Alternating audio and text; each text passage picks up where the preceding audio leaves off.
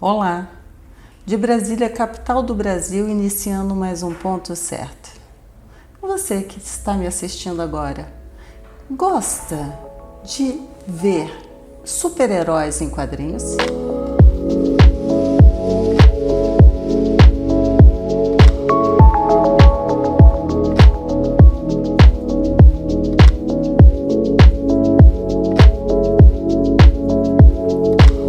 Hoje eu vou te apresentar um super-herói de verdade. Eu estou aqui na presença do comandante-geral do Corpo de Bombeiros do Distrito Federal, Coronel Alan Alexandre Araújo. Muito obrigada por aceitar o convite do Ponto Certo. Eu que agradeço, Érica, o convite para batermos um papo sobre nossas histórias, né? Hoje nós vamos contar a história de super-herói mesmo. Claro. Do dia a dia, aquele que todos os dias acorda, que tem aquela missão dentro do coração de salvar vidas ou fazer a transformação dentro da sociedade. Obrigado, com certeza. Coronel, eu gostaria que o senhor me falasse a história do Corpo de Bombeiros Militar do Distrito Federal. Quando foi que ela surgiu? Bom, nossa história é bastante antiga, né? Nós temos 166 anos, né? Embora a capital do Brasil tenha menos do que isso, né? Quase 100 anos a menos, nós somos criados pelo imperador Dom Pedro II no Rio de Janeiro, enquanto ainda era o estado da Guanabara. Então a primeira capital, né, nesse sentido. Então ele teve a ideia de criar um grupo para proteger o antigo arsenal de guerra, ou seja, os navios, a pólvora, a munição, que seriam empregados em qualquer momento que fosse necessário. E criou um grupo onde havia uma hierarquia e uma disciplina que nós trazemos até hoje na corporação, e criou-se o Corpo de Bombeiros Provisório da Corte, no dia 2 de julho de 1856. Eu tenho certeza que diversos brasileiros que nos assistem nesse momento não sabem dessa história. Sim. Que é uma história assim interessantíssima, né? Veja que de um trabalho tão bem executado, ele se transformou nessa grande corporação que hoje no Brasil, eu acho que no mundo inteiro é respeitadíssima e faz um trabalho tão bacana. E vamos começar aqui falando dentro do DF, porque eu já trabalhei muito com o Corpo de Bombeiro aqui e eu sei que ele faz muito mais do que apagar incêndio e só socorrer vítimas. Vamos falar de diversas ações dessa corporação? Vamos.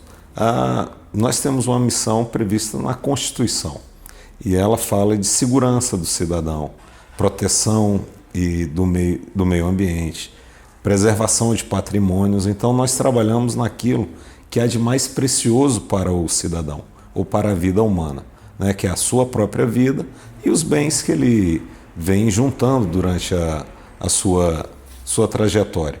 E o meio ambiente, que é um dos fatores mais importantes de proteção e preservação que o Corpo de Bombeiros trabalha. Então nós, além do famoso apagar fogo, né? Apagar os incêndios, nós também fazemos a proteção do meio ambiente, fazemos ações de prevenção, fazemos para a primeira infância, para o bebê, né?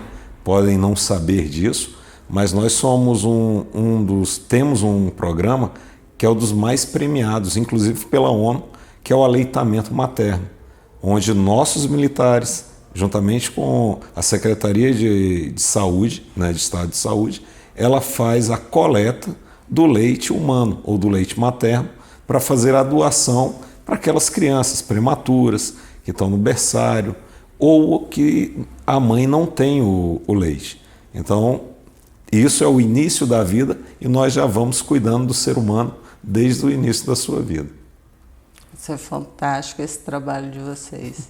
Mas vocês também não trabalham só com aleitamento materno, não. Volta e meia tem notícia de que a corporação, ao fazer o transporte de mulheres para o hospital, muitas vezes fazem o parto Como é que é isso? Nós somos agraciados com o momento de muitos de nós podermos assistir o início da vida, né? Que é um momento ímpar, né, na vida de qualquer família, ter um filho. E por diversas vezes, e não são poucas, né? Inclusive tem várias crianças que têm o mesmo nome dos nossos bombeiros ou bombeiras, né? Que foram quem auxiliaram no trabalho de parto. Às vezes não dá tempo da mãe chegar no hospital, às vezes ela é acometida de algum problema no trânsito e nossos militares são chamados. E no nosso treinamento, somos todos habilitados a apoiar a mãe nesse momento. Então, por diversas vezes, ou na nossa viatura, ou no próprio carro da família, ou por vezes, e não são raras, dentro da própria casa. Nós fazemos o apoio até o nascimento da criança. E aqui no Distrito Federal, a atuação de vocês com relação ao socorro, ela é muito dinâmica, né? E outras vezes até complicada. Por exemplo, é o caso, nós temos diversas cachoeiras, né? Diversos riachos e um lago enorme aqui no Distrito Federal. E quando acontece um incidente desses, a corporação muitas vezes passa dias e dias caminhando em mata, descendo o rio para poder localizar pessoas que possam ter se perdido durante um passeio e que tenham sofrido um acidente. Nós temos o que nós chamamos de acidentes em cursos d'água, né? Ou águas abertas ou águas fechadas, que é o caso do Lago Paranoá, em que por no mínimo 3 dias a gente mantém aquelas buscas o tempo todo até que se encontre um vestígio ou até que realmente encontremos a pessoa. Então não são raras as vezes que alguém liga e fala, olha, um grupo de pessoas saiu de manhã, estava previsto chegar às 5 da tarde e não chegou. Nós mandamos a equipe com helicópteros, cães de busca, pessoas a pé para fazer a busca dessas pessoas. Por vezes achamos no mesmo dia e por outras vezes nós passamos a noite e achamos somente no dia seguinte. Esse caminho de trilha, né, de caminhada ou trekking, né, que o pessoal costuma fazer, tem essa característica de estar em locais onde geralmente as pessoas não vão e aí não tem sinal de celular, tem algumas coisas que dificultam, mas com o nosso treinamento, né, os nossos militares e os nossos equipamentos e animais, são os cães de busca, nós temos obtido sucesso. Agora existem acidentes com várias vítimas, né, no meio líquido. Então nós tivemos algum tempo atrás um acidente com um barco, né, uma embarcação, posso dizer assim, com muitas vítimas à noite no Lago Paranoá. Passamos mais de 10 dias fazendo busca, resgate e a recuperação do bem, que também nós fazemos durante o final da operação. Então, vamos falar também aí até dos bichinhos que essa corporação tem, Claro. que também são, assim como a corporação, vão ali no mesmo segmento de ter esse acolhimento, essa vontade de ajudar, auxiliar. Vamos falar dos cães guias? Então, os nossos cães guias, né, o início do projeto Cão Guia foi no sentido de apoiar a formação de cães que pudessem auxiliar as pessoas com baixa visibilidade, né, acuidade visual, ou realmente com deficientes visuais, né, os cegos. Então, nós mandamos várias equipes, né, fazer os treinamentos e nós descobrimos que nós, bombeiros, tínhamos uma habilidade de trato com os animais para que deixasse eles muito tranquilos, que o cão-guia ele tem que ser um cão tranquilo, mas ao mesmo tempo esperto. Ele tem que sinalizar para quem ele está conduzindo, né, para o seu conduzido, que há um risco, é a hora dele parar, é a hora dele seguir, onde ele deve passar, os obstáculos. Então é um treinamento que também os nossos bombeiros militares e as nossas bombeiras militares agora podem fazer com qualquer cão que for treinado para isso. Vamos falar das missões que vocês fazem mundo afora? Vamos. Porque eu acompanhei várias missões, eu acho que a última aí A última missão que vocês fizeram foi durante a pandemia? Também fizemos. Também, né? Fizemos. Vamos falar um pouco dessas missões? Porque Vamos. a corporação, ela não atende só ao DF, ela atende ao planeta Terra. Nós temos uma missão que nós consideramos que é a primeira, né? Foi uma missão nos idos dos anos 60, que foi até a Alemanha, para a aquisição das nossas viaturas, que são os nossos caminhões de combate a incêndio, e das nossas escadas Magiros. Então foram adquiridos junto à fabricante na Alemanha. Então tem uma história bem pitoresca. Nossos bombeiros que foram até lá pouco falavam o alemão, mas chegando lá tivemos todo o apoio, né, de brasileiros que lá estavam, para que a gente pudesse adquirir os nossos equipamentos. Um desses caminhões é o caminhão que transportou a seleção brasileira tricampeã em 1970. Então é um caminhão de origem alemã e que até hoje ele roda, não vai mais para Socorro, mas ele roda e fica no nosso Colégio Militar Dom Pedro II. Olha que legal, hein? Essa é considerada a primeira. E nós tivemos diversas outras, né? Eu participei de algumas, né? Participamos de missões de combate a incêndio, florestal. Principalmente, eu passei 8 meses nos Estados Unidos em missão de combate a incêndio, né? Trabalhando com helicópteros, incêndios florestais, que são grandes, né? Nos Estados Unidos.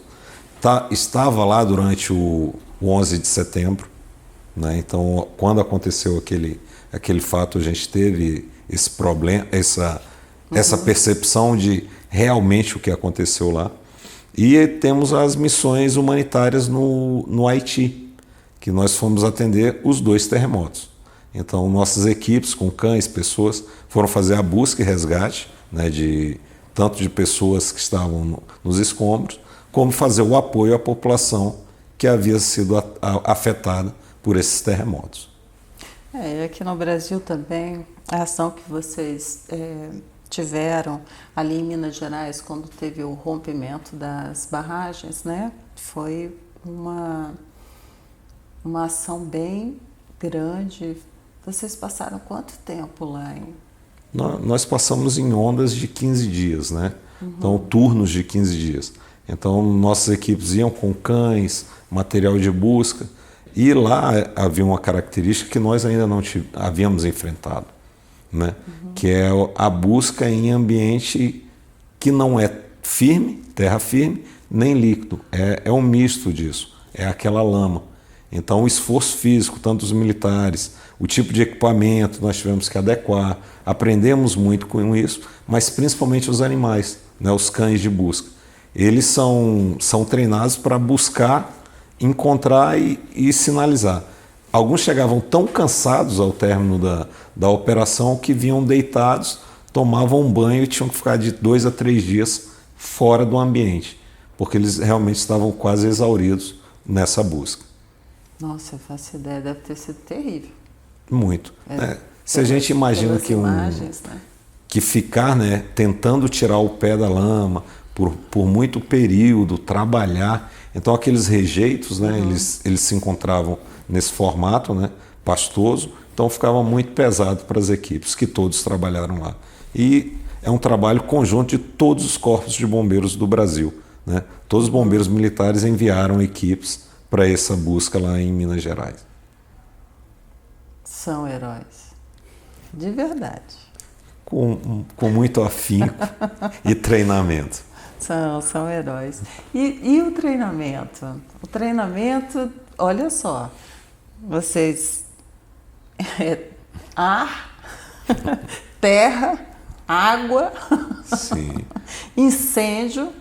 Neste momento a gente está passando finalizando, né? Porque tivemos uma chuva depois de 135 dias aí sem chuva no Distrito Federal, mas aqui esse clima deserto nosso, esse período, e nós tivemos grandes incêndios esse ano.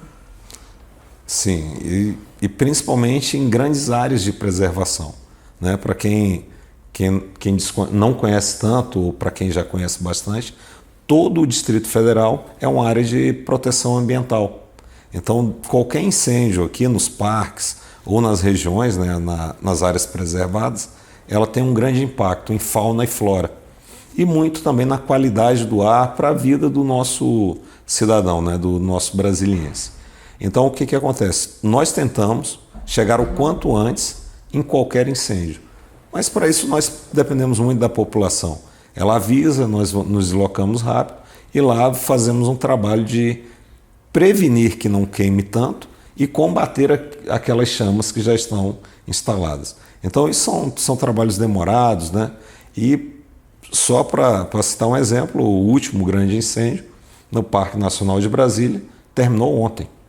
Então foram mais de 7 dias com grande quantidade de área queimada, mas também um esforço muito grande de homens e mulheres abnegados e dispostos a preservar e salvar o meio ambiente. E muitas vezes eu acompanhei já por 2 episódios, né, de militares que no combate ou ao incêndio ou no momento de um salvamento ele doou a vida dele ali para poder em prol, né, de salvar outras vidas. Como é isso para a corporação, hein, comandante? Nós, assim que fazemos essa opção, né, somos voluntários, prestamos um concurso, durante o início do treinamento isso fica bem claro, né, tanto para nós como por nossos instrutores, que são os nossos professores. Eles deixam claro que mesmo com todo o equipamento, com toda a técnica empregada, nós podemos vir em um desses eventos a perder a vida, né, em detrimento de outros. Então temos alguns casos bem emblemáticos, né? O caso do Sargento Pimentel, que para retirar uma das vítimas em um ambiente confinado, uma caixa d'água subterrânea, ele aspirou um tipo de gás ou bactéria. Ainda há uma discussão sobre isso, e depois de 3 dias no hospital ele veio a perder sua vida. E temos um caso mais recente também, né, durante o combate à pandemia, militares que adquiriram foram pegos por essa doença e perderam suas vidas também durante a pandemia em decorrência da doença. Então, assim, nós, bombeiros militares, né, durante o nosso juramento, fazemos esse compromisso de, mesmo com o sacrifício da própria vida, fazer a proteção de vidas, bens e patrimônios. E é 24 horas por dia, né? O quartel ele não para, ele está ali sempre, a qualquer momento, para ser acionado e poder sair em socorro. Isso quando nós estamos de serviço. Então, a qualquer momento que toca a sirene, que nós chamamos de brado geral, né, as equipes saem e vão prestar o socorro. Mas não é só durante esse período não, viu, Érico? Para quem tem um vizinho, um amigo bombeiro militar, sabe que na hora que ligar, ele vai atender. Então, mesmo estando de folga, de chinelo, camiseta, a gente vai com todo o cuidado, todo o conhecimento, fazer o socorro a quem necessitar. Estou falando que é super-herói? Super-herói não tem hora, não. É na hora que aparecer e vamos lá ajudar. Comandante, vamos falar também, assim, para quem nos assiste, aqueles pequenos cuidados que às vezes nós temos que ter dentro de casa, ou com pessoas idosas, ou com crianças, até mesmo com os animais, que podem vir a acontecer um acidente, né, colocando em risco, e que o corpo de bombeiro é acionado. E eu vou contar aqui uma história que eu me lembrei agora. O meu filho Pedro, quando tinha 4 anos, um dia entrou no banheiro, né, criança, e você fala, não tranca a porta, né, não sei o quê, e ele trancou essa porta, tá? Trancou de forma que a gente não conseguia abrir.